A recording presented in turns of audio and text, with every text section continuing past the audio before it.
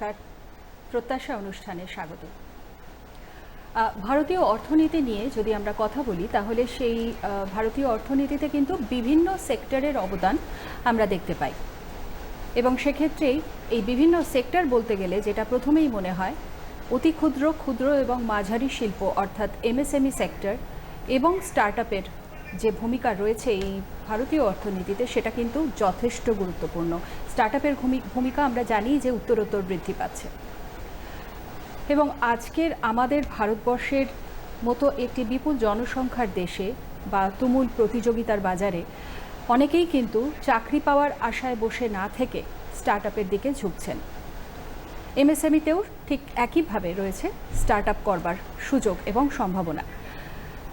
কিন্তু কিভাবে এগোতে হবে? কেউ যদি ধরুন এমএসএমই সেক্টরে একটি স্টার্টআপ করতে চান তাহলে তিনি কিভাবে এগোবেন? তার প্রথম পদক্ষেপ কি হওয়া উচিত বা এমএসএমইতে সাফল্যের চাবিকাঠি বা কী? এই সব কিছু নিয়েই আমাদের আজকের আলোচনা, আমাদের আজকের বিষয় ভারতীয় অর্থনীতিতে এমএসএমই এবং স্টার্টআপের ভূমিকা। আমার সঙ্গে আজকে আলোচনায় স্টুডিওতে উপস্থিত রয়েছেন doctor Mou Sen, joint director, department of MSME and textile, এবং রয়েছেন সঞ্জয় চ্যাটার্জি, এন্টারপ্রেনার এবং স্টার্টআপ মেন্টর। আমাদের আজকের আলোচনায় একেবারে সরাসরি প্রশ্নে আসি। ডক্টর সেন, প্রথমে আপনাকে দিয়ে শুরু করছি যে এই যে বিষয়টা নিয়ে আমরা আজকে সামগ্রিকভাবে আলোচনা করব ভারতীয় অর্থনীতিতে, সেখানে ভূমিকা আমরা পরে আসছি। আগে একটু জেনে নেব যে এমএসএমইর অবস্থানটা ঠিক কীরকম, বা অবদানের কথা যদি বলি সেক্টরের কতটা পার্সেন্টেজ জুড়ে এই এমএসএমই রয়েছে? হ্যাঁ, যে কোনো কথা বলতে গেলেই আগে তো বর্তমান কি অবস্থা এটা জেনে নেওয়া খুব জরুরি। কয়েকটা পার্সপেক্টিভ বলা যেতে পারে। যেমন ভারতবর্ষে এগ্রিকালচারের পরেই কিন্তু এমএসএমই এমপ্লয়মেন্ট দেয়। এই মুহূর্তে 32 কোটির বেশি মানুষ শুধু এমএসএমইতে চাকরি করেন। এটা একটা বিরাট জায়গা আমাদের 140 কোটি লোকের মধ্যে। দ্বিতীয়ত হচ্ছে ন্যাশনাল যে জিডিপিটা, তাতে 31.15% অর মোর দ্যান দ্যাট সেটা এমএসএমইর কন্ট্রিবিউশন। এবং তৃতীয় যেটা, যে বৈদেশিক মুদ্রা অর্জন, যেটা এক্সপোর্ট, সেই এক্সপোর্টেও এমএসএমইর কন্ট্রিবিউশন হচ্ছে মোর দ্যান 48%। এর বাইরে আরেকটা আমি কথা বলবো যেটা এমএসএমইর এবং সরকারের দিক থেকে খুব ভাবার ব্যাপার, সেটা হচ্ছে মাইগ্রেশন অফ হিউম্যান। এইটা কিন্তু কমে যদি প্রপার এমএসএমইর গ্রোথ হয়। কারণ এমএসএমইর গ্রোথ টায়ার 1 সিটিতেই শুধু হয় না, 2-3 সিটিজেও হয়। ফলে সেই মানুষটা লোকাল যদি সেখানে চাকরি একটা পেয়ে যায় তাহলে মাইগ্রেশনটা কমে, শহরের মানুষ শহরে থাকে, গ্রামের মানুষ সেখানেই কিছু করেন এবং একটা ব্যালেন্স মেনটেন, মানে জনসংখ্যার কনসেন্ট্রেশনটা অ্যাভয়েড করা যায়। এবং হ্যাঁ, একদম ঠিক। মিস্টার চ্যাটার্জি, আপনার কাছে আসবো যে একটু স্টার্টআপ নিয়ে কথা বলি। আমরা জানি যে আমাদের এ রাজ্যের রাজনৈতিক মানচিত্রটা পরিবর্তন হয়েছে এবং এই নতুন রাজনৈতিক মানচিত্রে আমরা স্টার্টআপের জন্য কোনো ইতিবাচক ইঙ্গিত কি দেখতে পাচ্ছি? যদিও খুব তাড়াতাড়ি হয়তো করছি আমি প্রশ্নটা, বেশি দিন হয়নি তবু।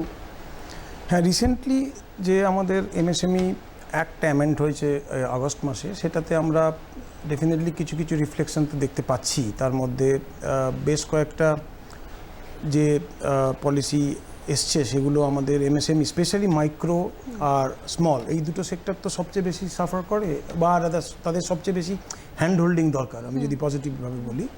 তো তাদের জন্য যে কটা ইন্টারভেনশন এই পলিসিতে এসছে সেগুলি তাদের সত্যি উপকার হবে। তার মধ্যে একটা মেজর হচ্ছে আপনার ধরুন ডিসপিউট, সবচেয়ে বড় একটা চ্যালেঞ্জ থাকে এমএসএমইর, যে পেমেন্ট আমি পেলাম না, তো আমি পেমেন্টটা না পেলে আমি কী করবো? আরবিট্রেশনে যাব। বা সেই আরবিট্রেশন প্রসেসটা দেখা যায় যে অনেক সময় maybe it goes year long or maybe মোর। তো সেইটাকে কমিয়ে এখন ম্যান্ডেট করে দেওয়া হয়েছে 90 দিন। আচ্ছা। দ্বিতীয় আরেকটা হচ্ছে যে ইভেন এরকম ক্ষেত্রে দেখা যায় যে কোর্টের স্টে অর্ডার নেওয়া হয়েছে, যার থেকে টাকা আমাদের এমএসএমই পাবে, ক্লায়েন্ট স্টে অর্ডার নিয়েছে, and that might go up to maybe again years after years. সেখানে আরেকটা ইন্টারভেনশন হয়েছে যে 6 মাসের মধ্যে যদি কোর্ট মানে স্টে অর্ডার যদি 6 মাস পেরিয়ে যায় তাহলে 50% অফ দ্য পেমেন্ট দিতে হবে এমএসএমইকে। আচ্ছা। তো এই কয়েকটা ইন্টারভেনশন এবং আরও অনেক আছে, এবং আগে যেগুলো তার মধ্যে কিছু কিছু ইমপ্লিমেন্টেশন হয়েছিল। আর একটা বড় দিক ছিল যে এই পলিসিতে, সেটা ওই আগে আপনার খালি ওই প্লান্ট অ্যান্ড মেশিনারির ওপর বেস করে যে ক্লাসিফিকেশনটা করা হতো, এখন অবশ্যই সেটা আছে, তার সঙ্গে টার্নওভারও অ্যাড করা হয়েছে, ইনভেস্টমেন্ট অ্যাড করা হয়েছে, কিন্তু সেটার করার একটা পারপাস হচ্ছে যাতে সার্ভিস এসএমইও তো আছে, তাদেরকে যাতে ম্যানুফ্যাকচারিং ছাড়াও যাতে একটা ব্রডার সেক্টরকে ট্যাগ অ্যালং করা যায়।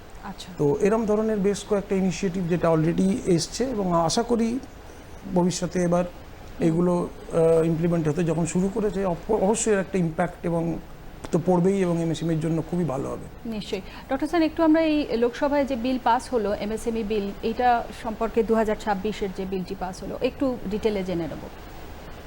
ডিটেলে মানে আমাদের তো এমএসএমইডি অ্যাক্ট যেটা ছিল 2006 সালে, সেটা তারপরে বেশ কিছু মাঝে মাঝে চেঞ্জ হয়েছে। এখন যেটা মেন বলা হচ্ছে, এখন মাইক্রোতে 2.5 crore যদি ইনভেস্টমেন্ট হয় ইন প্ল্যান্ট অ্যান্ড মেশিনারি, এবং তার সাথে 10 কোটি পর্যন্ত টার্নওভার, এই দুটো প্যারামিটার যেমন মিস্টার চ্যাটার্জি বললেন। এর ওপরে হচ্ছে স্মল, সেক্ষেত্রে আমাদের 1 কোটি, আর এটা হচ্ছে 2.5 কোটি। তারপরে যেটা মিডিয়াম সেটা হচ্ছে 125 কোটি, এবং টার্নওভার বেড়ে গেছে একদম 500 কোটি পর্যন্ত। আচ্ছা, মানে আমার এটা বলতে চাওয়ার এটাই ব্যাপার যে 500 কোটি যে কোম্পানিটা টার্নওভার করছে, সেও কিন্তু এখন এই ফিল্ডে বিচরণ করছে। এর ফলে যেটা হবে যে একটা বড় স্ফিয়ার, এবং সেখানে সার্ভিস ইন্ডাস্ট্রি আছে, সেখানে ম্যানুফ্যাকচারিং ইন্ডাস্ট্রি আছে, এবং সেখানে এখন কিন্তু ট্রেডিংকেও ধরে নেওয়া হচ্ছে। এবং এমএসএমইর যে মেন পরিচিতি, যে উদ্যম রেজিস্ট্রেশন বা এর আগে যেমন ছিল উদ্যোগ আধার, এই জিনিসটা কিন্তু ট্রেডারদেরও দেয়া হচ্ছে, যাতে করে তারা ব্যাংকে যখন লোন নিতে যাচ্ছেন সেই ফেসিলিটিটা যেন তারাও পান। এটা একটা মেন একটা এখন করা হয়েছে, মানে এরিয়াটা অনেক ভাস্ট করে দেওয়া হয়েছে। আর একটা হচ্ছে ট্রেডস প্ল্যাটফর্ম বলে একটা প্ল্যাটফর্ম ইন্ট্রোডিউস করা হয়েছে, যেখানে কোনো এমএসএমই কোথাও একটা মেটেরিয়াল পাঠানোর পর তার যে ইনভয়েসটা হলো, অনেক আগে একটা শোনা যেত বিল ডিসকাউন্টিং বলে একটা কথা ছিল, তো ওই ইনভয়েসটা তারা গিয়ে ব্যাংকে, মানে ট্রেডস প্ল্যাটফর্মে তাদের এন্ট্রি করতে, তার একটা প্রসেস আছে, এন্ট্রি করা থাকবে, এবং সেখানে তারা ওই যে ইনভয়েসটাকে ডিসকাউন্ট করিয়ে তার যেটা পাওনা ব্যাংক থেকে নিয়ে নিতে পারলো। এতে করে কি হবে, mister Chatterjee very rightly point out করেছেন, যেটা যে এমএসএমই আটকে যায়, ওর ওয়ার্কিং ক্যাপিটালটা কোথাও একটা সাপ্লাই দিল, টাকাটা দিল না, তাহলে ওর ওয়ার্কিং ক্যাপিটাল আটকে গেল, নাও ওটা থেকে উদ্ধার করতে পারছে, না পরের লোককে মাল দিতে পারছে। এই জায়গাটা থেকে কিন্তু একটা বিরাট বাঁচার জায়গা, যে সে 2% বা 3% তার জন্য ব্যাংক যেটা নিল, বাকিটা সে পেয়ে গেল। এইগুলো মোরলেস নতুনভাবে এসেছে, এবং তার সাথে তো আরো আছে স্টার্ট আপ, এবং আরো অনেক কিছুর সাথে অনেক কাজ চলছে। আমার মনে হচ্ছে তো আগামী দিনটা বেশ হয়তো ভালোই হবে মনে হচ্ছে। মিস্টার চ্যাটার্জি, একটু জেনে নেব যে এমএসএমই এবং স্টার্টআপ এর মধ্যে মিল কোথায়? আমরা জানি যে এমএসএমইতেও যে কেউ স্টার্টআপ শুরু করতে পারে, তো এই দুটোর মধ্যে মিল বা অমিল কতটা রয়েছে? মিল বা অমিল মানে অ্যাকচুয়ালি এখন যত টেকনোলজির ইন্টারভেনশনস হচ্ছে, তাতে দেখা যাচ্ছে যে বেশিরভাগ যারা ফাস্টেস্ট গ্রোয়িং আর ফাস্ট গ্রোয়িং এমএসএমই, তারা কিন্তু অ্যাজ এ স্টার্টআপ হিসেবেও রেজিস্টার করছে। তো একটা ডুয়াল ব্যাপার, যেখানে এমএসএমইও একাধারে আবার স্টার্টআপও একাধারে। তবে বেসিক তো একটা স্ট্রাকচারাল ডিফারেন্স আছে। সেটার প্রথম ডিফারেন্স হচ্ছে যে আমি এটার বিজনেস মডেলের দিকে একটা আছে, এবার তারও আগে হচ্ছে রেজিস্ট্রেশনের দিকে। মানে আমার MSME is under the purview of MSMED, যেটা যে একটা বেরিয়েছে তার মধ্যে, কিন্তু স্টার্টআপ আবার ডিপিআইআইটির আন্ডারে।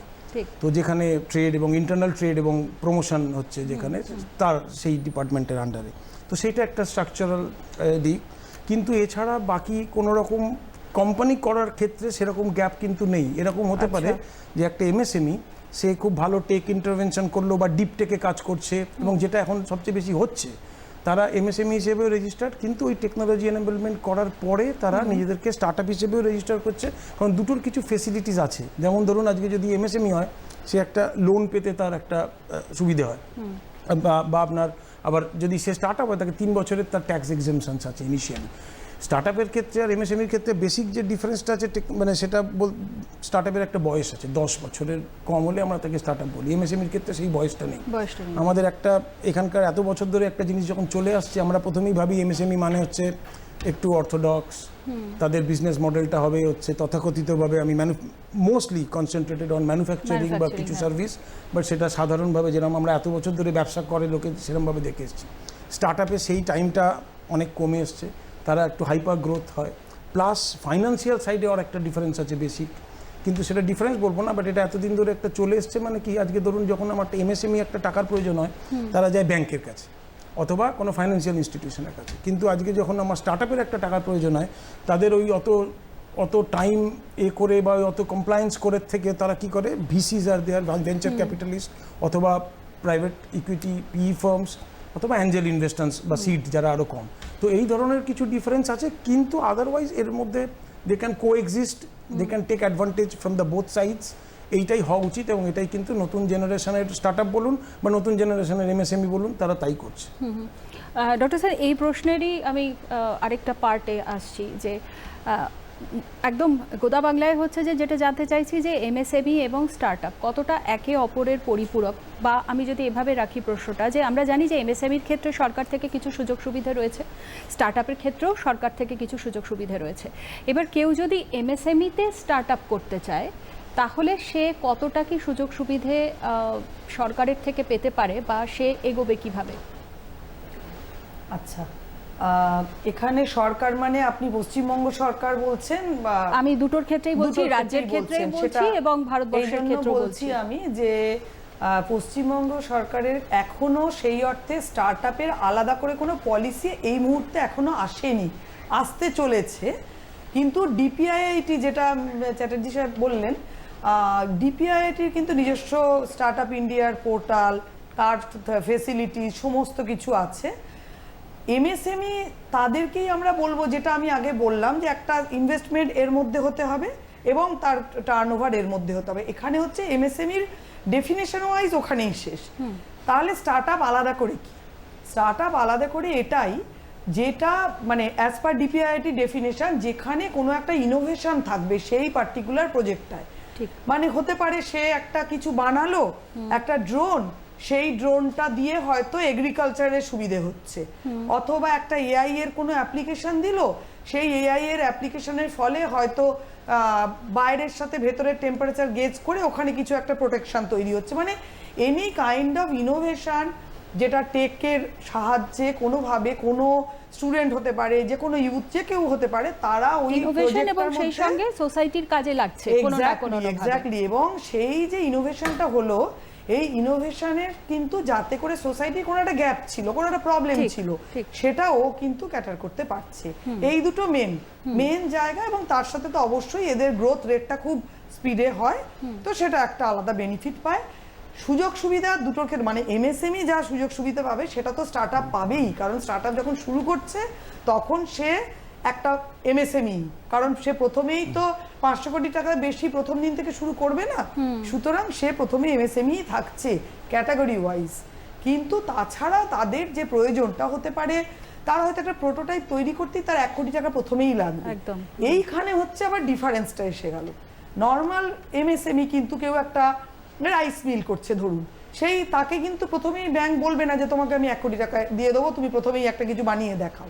কিন্তু স্টার্টআপের ক্ষেত্রে যদি সে প্রুফ অফ কনসেপ্টটা থাকে, তাকে যদি যাদের কাছে পিচ করছে, যদি ও বোঝাতে পারে যে হ্যাঁ আমার এইটা, আমার অলরেডি আমার অ্যালগরিদম তৈরি হয়ে গেছে, আমার প্রোডাক্ট সফটওয়্যার এসে গেছে, আমি জাস্ট প্রোটোটাইপটা বানাবো, তখন ওই এক্সট্রা বেনিফিটগুলো দেওয়া হয়, যেটা হয়তো নর্মাল ব্যাংকের পাবে না। আচ্ছা, এই ফাঁকে, আলোচনার ফাঁকে দর্শক বন্ধুদের জানিয়ে রাখি, আমাদের প্রত্যাশা অনুষ্ঠানের ইমেল আইডি ddproত্যাশা@gmail.com। আপনাদের প্রত্যাশা অনুষ্ঠানে সম্পর্কে কোনো মতামত যদি থাকে বা স্টার্টআপ সম্পর্কে কোনো প্রশ্ন থাকে, আমাদের মেল করুন এই আইডিতে ddproত্যাশা@gmail.com। আলোচনায় ফিরে আসি। মিস্টার চ্যাটার্জি, আপনার কাছে একটু জিজ্ঞেস করতে চাইবো যে এই যে ধরুন এমএসএমই এবং স্টার্টআপ আগামী দিনে ভারতবর্ষের অর্থনীতিতে কিভাবে এরা কি বলবো একটা প্রথম সারির ভূমিকা নিতে পারে বা চালিকা শক্তি হয়ে উঠতে পারে? এটা খুব ইন্টারেস্টিং, একে অন্যের পরিপূরক। মানে আপনি যদি দেখেন অলরেডি যে লিমিটেশনস একটা ছোট মাইক্রো বা স্মল এমএসএমই ছিল, আমরা প্রথম থেকে যদি ভাবি একটা এমএসএমই করে কি, প্রথম তার দরকার হচ্ছে সে যে জিনিসটা তৈরি করছে তার সাপ্লাই সাইডটা, তার র মেটেরিয়াল, তার ইনপুট সে কোত্থেকে পাবে এবং তত তাড়াতাড়ি পাবে, কত সহজে পাবে, সেইটার জন্য সাপ্লাই চেন, ব্যাক এন্ড বা ব্যাকওয়ার্ড ইন্টিগ্রেশন, যেটা প্রচুর স্টার্ট আপ কোম্পানি আছে যারা আগে অনেক শক্ত বা অনেক কঠিন প্রসেস ছিল সেটা দিচ্ছে, সেটা হচ্ছে প্রথম ইন্টারভেনশন, সেটা অনেক ইজ করে দিচ্ছে, যেখানে স্টার্ট আপ হেল্প করছে এমএসএমইকে। এবার উল্টো দিকটাও আছে, একটা স্টার্ট আপ যখন তার নিজের কোনো প্রোডাক্ট বা ইনোভেশন বানাচ্ছে, সেটাকে টেস্ট করবে কোথায়? ওই যে পিওসি কথা বললেন ডক্টর সেন, তো পিওসি মানে প্রুফ অফ কনসেপ্ট বা পাইলট, তার জন্য আইডিয়াল জায়গা কিন্তু এমএসএমই, সেটা একটা করছে। এবার আমি নেক্সট জার্নি, যখন আমার ম্যানুফ্যাকচার, আমি সাপ্লাই পেলাম, এবার আমি ম্যানুফ্যাকচারিংয়ে যাচ্ছি, আমি ম্যানুফ্যাকচারিং করে একটা প্রোডাক্ট বার করলাম, এবং সেই প্রোডাক্ট বার করার আগে আমার এই যে ম্যানুফ্যাকচারিং যে গোটা প্রসেস, সেই প্রসেসের মধ্যে কি কি আছে? প্রসেসের অটোমেশন আছে, প্রসেসের অপটিমাইজেশন আছে। এই যে দুটো বড় জিনিস, যেটা আপনার ট্যাট বলে, আমাদের টার্ন অ্যারাউন্ড টাইমটাকে কমাতে পারে, এফিশিয়েন্ট করতে পারে, এবং কোয়ালিটি কন্ট্রোল অটোমেট করতে পারে, এই গোটা প্রসেসটা করতে পারে। এখন এরকম এক্সাম্পল হচ্ছে যারা আমরা ইন্ডাস্ট্রি 4.0 বলি, যেখানে স্টার্ট আপরা হেল্প করছে একদম ট্র্যাডিশনাল এমএসএমই কোম্পানিকে বাই ইন্ট্রোডিউসিং ডিজিটাল টুইন।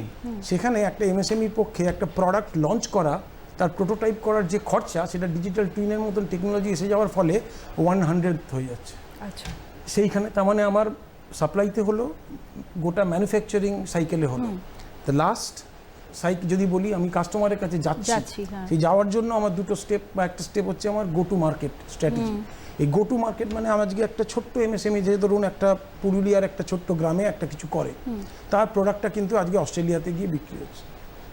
কী করে হচ্ছে? সেই প্রোডাক্টের যে গ্লোবাল ভ্যালু চেন বা সাপ্লাই চেন, যেটা গ্লোবাল সাপ্লাই চেন, সেই একটা স্টার্ট আপ কোম্পানি তার জিনিসটা, প্রডিউসটাকে তার জায়গা থেকে তুলে সেটাকে প্যাকেজিং করে ওই দেশে পাঠিয়ে দিচ্ছে, এবং এই জিনিসটাও কিন্তু অনেক স্টার্ট আপ করছে।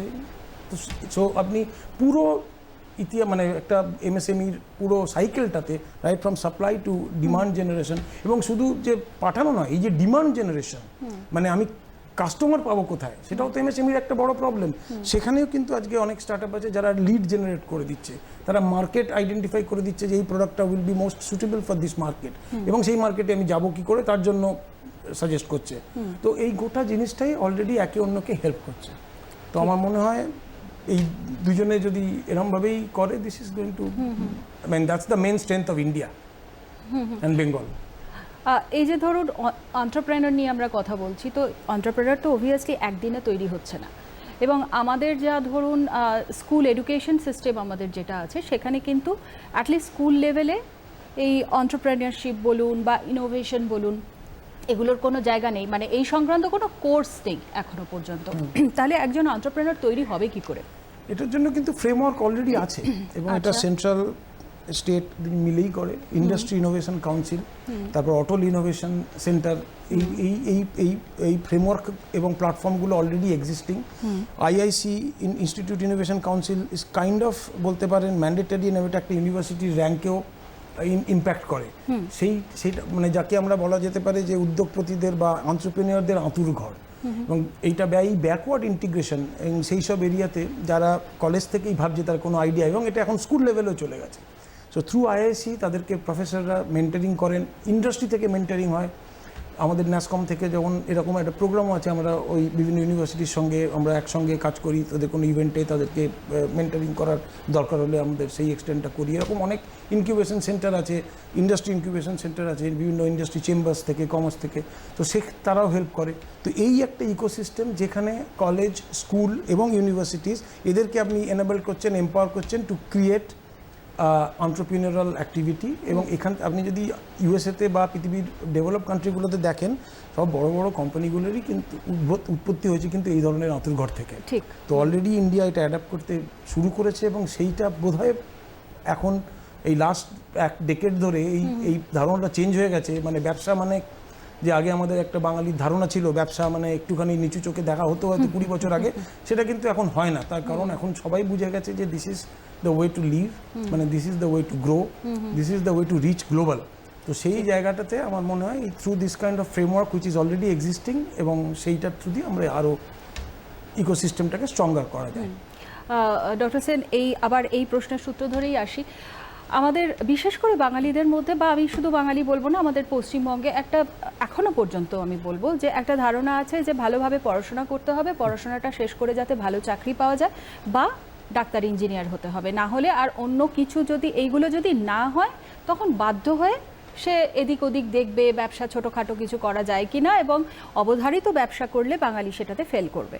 তো এই ধ্যান ধারণা থেকে আমি একটু আপনার কাছে জানতে চাইছি যে এমপ্লয়মেন্টটা তৈরি করা বা নতুন কাজের সুযোগ করে দেওয়া, এই জায়গায় এমএসএমইর ভূমিকা কীরকম?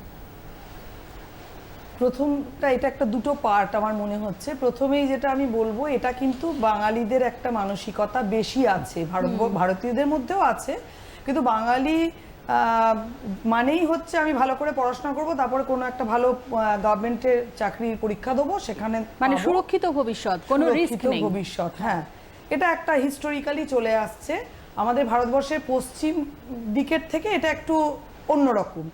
কিন্তু এখন কিন্তু চেঞ্জ হয়ে যাচ্ছে, কারণ পূর্বেও কিন্তু আপনি যত দেখেন, যত এখানেও ধরুন জুট মিল থেকে আজকে আমাদের বেঙ্গল কেমিক্যালস ছিল, অনেক এখানেও ছিল। মানে আমরা যদি সেই চাঁদ সদাগরের গল্প বলি, তখনও কিন্তু বিজনেসের একটা জায়গা ছিল। মাঝে আমরা বেশ কিছুদিন খানিকটা ব্রিটিশ সরকার আসার সময় থেকে একটুখানি ওই করণিক ব্যাপারটা যেটা এসেছে, কেরানি ব্যাপারটা যেখান থেকে এসছে, একটু কলম, একটু হোয়াইট কালার জব, এগুলো এসেছিল।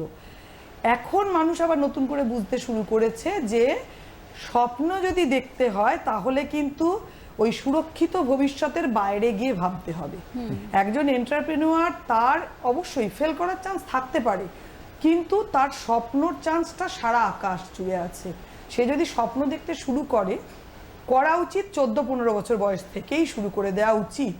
আজকে আপনি যদি আমাদের আবার সেই তুলনা চলে আসবে, ভারতবর্ষের ধরুন গুজরাটের যদি দেখেন বা মহারাষ্ট্র যদি দেখেন, তাহলে কোনো বাবার কাছে ছেলে টাকা চাইলেও বিজনেসের জন্য, বাবা কিন্তু তাকে সেটা লোন হিসেবে দেন। কোনো একজন বিজনেসম্যান বাবা বলেন, তুমি এই প্রজেক্টটা করছো, তুমি এই লোনটা নাও, আমাকে তুমি উইথ প্রফিট এইটা তুমি ফেরত দেবে আমাকে। আমাদের এখানে কিন্তু আমরা গ্র্যাজুয়েশন, পোস্ট গ্র্যাজুয়েশন পর্যন্ত ছেলেকে আমরা সংসার থেকে বলছি তুমি গিয়ে পড়ো, তুমি আরো পড়ো। এই জায়গাটা আমাদের একটু এবার বোধহয় ভাঙার সময় এসেছে। প্রচুর কলেজ আছে এখন, কিন্তু কলেজ বিশেষ করে, স্কুল এখনো কতটা করেছে জানি না, মানে ঠিক কতটা তথ্য সম্বলিত জায়গাটা নেই, কিন্তু কলেজে এখন কিন্তু যত ইঞ্জিনিয়ারিং কলেজ, পলিটেকনিক কলেজ, তারা কিন্তু চেষ্টা করছে, এটা হচ্ছে। আলাদা করে একটা সেল বা কোনো একজন স্যার হয়তো এক্সট্রা ইনিশিয়েটিভ নিয়ে বলছেন যে তোমরা এটা করো, তার জন্য কিছু সিড ফান্ড আছে, কলেজকে দেয়া হচ্ছে, কলেজ সেটা থেকে ইনোভেশন করছেন, বা এখন এই যে পেটেন্ট রেজিস্ট্রেশন করানো হচ্ছে, সেই পেটেন্টগুলো নিয়ে আবার পরবর্তীকালে কোনো কমার্শিয়াল ভেঞ্চার করা যায় কিনা, তার সায়েন্টিস্টরা তারা এটা চেষ্টা করছেন। এই রকম কাজ, একটা এনভায়রনমেন্ট চলছে। আমার মতে, যেহেতু আপনি বললেন দ্বিতীয় পার্টটায় আসছি, যে এমপ্লয়মেন্টটা তো একটা ব্যাপার, গভর্নমেন্টেরও এটা একটা হেডে, তো এটা যদি করতে হয় তাহলে কিন্তু এই স্টার্ট আপ বলুন, এমএসএমই বলুন, এই গ্রোথকে আরো অনেকটা পুশ দিতে হবে। এটা না হলে কিন্তু উপায় নেই, কারণ এখন অটোমেশন, আমরা তো অটোমেশন থেকে সরতে পারবো না। আপনি যত দিন যাবে তত, আমি ইন্ডাস্ট্রি 4.0 এসেছে, এখন যত আপনি 6 সিগমা আসুক, আপনার যা কিছু আসুক, এখানে ব্যাপারটা কি হবে, মানুষ কম লাগবে। আবার পুরোপুরি বলতে গেলে মানুষ পুরো কম লাগবে তা না, আনস্কিল জায়গাটা হয়তো কমবে, স্কিল লোক লাগবে। তার মানে তুমি যখন পড়াশোনা করাচ্ছ, তাদেরকে এই টেকনোলজিগুলোর সঙ্গে শেখাও, তাদেরকে তার সাথে শেখাও কিভাবে এন্টারপ্রেনিউর হবে, তার সাথে কি করে প্রবলেম আইডেন্টিফাই করবে, কি করে তোমার ইনোভেশনটাকে কমার্শিয়ালাইজ করবে। একদম। আমাদের সময়টা অনেকটা শেষ হয়ে এসছে। আপনার কাছে একদম ছোট করে একটা শেষ প্রশ্ন, যে কিভাবে এগোবে? ধরুন এমএসএমইতে কেউ যদি স্টার্ট আপ করতে চায়, তার কি কোনো যোগ্যতা থাকতে হবে, কোনো ক্রেডিবিলিটি বা কিছু? পর্যন্ত এইটা একটা খুব ভালো ব্যাপার যে এমএসএমই খুলতে গেলে একটাই যোগ্যতা লাগে। আমি আবার পার্সোনালি এটা মনেও করি যে তার ইচ্ছেটা থাকতে হয় যে আমি একটা ইউনিট করব, আমি একটা সার্ভিস করব, আমি একটা বিজনেস করব, আমি একটা ট্রেড হাউস করব, আমি একটা ম্যানুফ্যাকচারিং ইউনিট করব। এবং আর একটা হচ্ছে নিয়মানুবর্তিতা ভীষণ দরকার, এবং আমাকে ওই 10টায় শুরু করলাম 5টার পর আর ভাববো না, এটা করলে হবে না। এই 3টে থেকে বেরোতে হবে, কন্টিনিউয়াস চেষ্টা করতে হবে, প্রতিদিন ভাবতে হবে আর কি করতে পারি। এটা আমি এন্টারপ্রেনিউয়ার যারা স্টুডেন্ট আছে তাদের জন্য এটা বলবো, এটা অবশ্যই দরকার। আর যদি কোথায় যেতে হবে, কিভাবে শুরু করবে, আপাতত তো আমি বলবো অ্যাকচুয়ালি যারা একদম স্টুডেন্ট বা জাস্ট কলেজ এসে কোথাও যেতে হবে না, গুগলটা করলেই জানতে পারলেই বুঝে যাবে যে সেই। কি কি করতে হবে। আর সরকারি দপ্তর আছে, আমাদের জেলা শিল্প কেন্দ্র আছে, সমস্ত জেলায় আছে, ডিআইসি অফিস বলে যেটা পরিচিত, সেখানে যাক, সেখানে আমাদের আলাদা করে আমাদের পুরো রিলেশনশিপ ম্যানেজার এখন বসছেন, তারা হেল্প করবেন যে কিভাবে এগোতে হয়।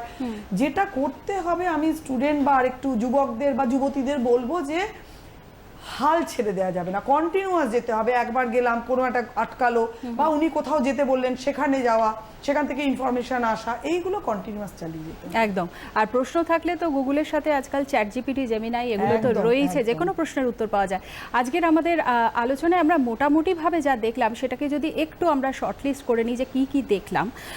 প্রথমত স্কুল কলেজ স্তর থেকেই ইনোভেটর গড়ে তুলতে হবে, এটা একটা বড় দায়িত্ব। এমএসএমই ও স্টার্টআপের ক্ষেত্রে প্রযুক্তিগত কাঠামো গড়ে তোলা প্রয়োজন অবশ্যই। সাপ্লাই চেইন সঠিকভাবে কাজ করা প্রয়োজন। ফান্ডিং পদ্ধতিকে যতটা সম্ভব জটিলতা মুক্ত করে তুলতে হবে, সহজ করে তুলতে হবে।